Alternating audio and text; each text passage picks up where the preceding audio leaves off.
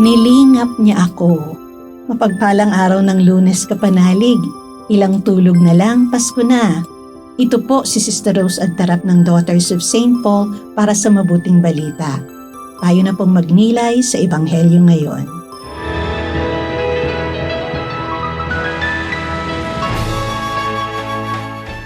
Sinabi ni Maria, Dinadakila ng aking kaluluwa ang Panginoon at nagagalak ang aking espiritu sa Diyos na aking tagapagligtas. Dahil isinasaalang-alang niya ang baliwalang utusan niya at mula ngayon, ituturing akong mapalad ng lahat ng saling lahi. Dakila nga ang ginawa sa akin ng makapangyarihan, banal ang kanyang pangalan. Patuloy ang kanyang awa sa mga salit-salin lahi para sa mga may pitagan sa kanya. Ipinakita niya ang lakas ng kanyang bisig, ipinagtabo niya ng mga taong may mapagmataas na balak. Pinatalsik niya sa luklukan ng mga makapangyarihan, itinatampok naman ang mga baliwala. Binusog niya ang mabubuting bagay ang mga nagugutom, at itinaboy namang walang-wala ang mayayaman. Nilingap niya ang Israel na kanyang lingkod. Inalala ang kanyang awa ayon sa ipinangako niya sa ating mga ninuno, kay Abraham at sa kanyang angkan magpakailanman. Mga 3 buwan na natili si Maria kasama si Elizabeth at saka nagbalik sa kanyang bahay.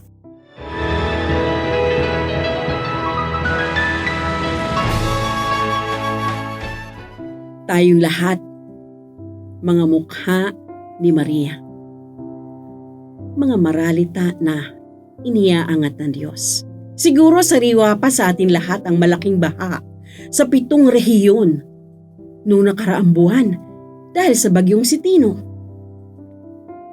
Nag-iwan ng wasak na kalooban, sira-sirang tahanan, lumutang na sasakyan, nalunod na hanap buhay at nawala ng mahal sa buhay. Narinig natin ngayon ang awit ng pag-asa, ang Magnificat ni Maria. Sa kanyang kababaan loob, hinirang si Maria na maging ina ng tagapagligtas. Umawit siya na isinasalaysay ang kabutihan ng Diyos, hindi lang sa kanya kundi sa lahat ng mga aba, mga gutom, mga itinakwil ng lipunan, mga naging kalunos-lunos ang buhay. Hinehele ni Maria sa Magnificat ang mga nasalanta na hanggang ngayon dala pa ang pighati mula sa bagyo at paulit-ulit na lindol. Tulad ng sinabi ni Maria, He has lifted up the lowly.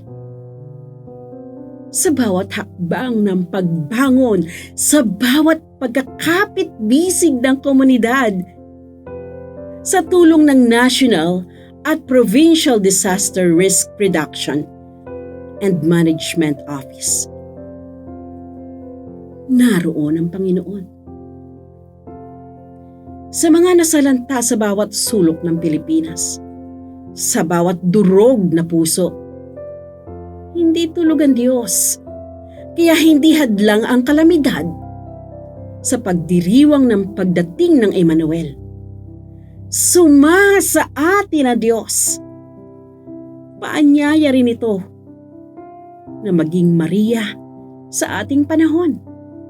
Magpuri sa Diyos, maglingkod sa kapwa, at manalig na sa kabila ng lahat, hindi tayo nag-iisa. Mga kapanalig, maraming salamat po sa inyong suporta sa aming misyon, lalo na sa mga donors at sponsors ng mabuting balita.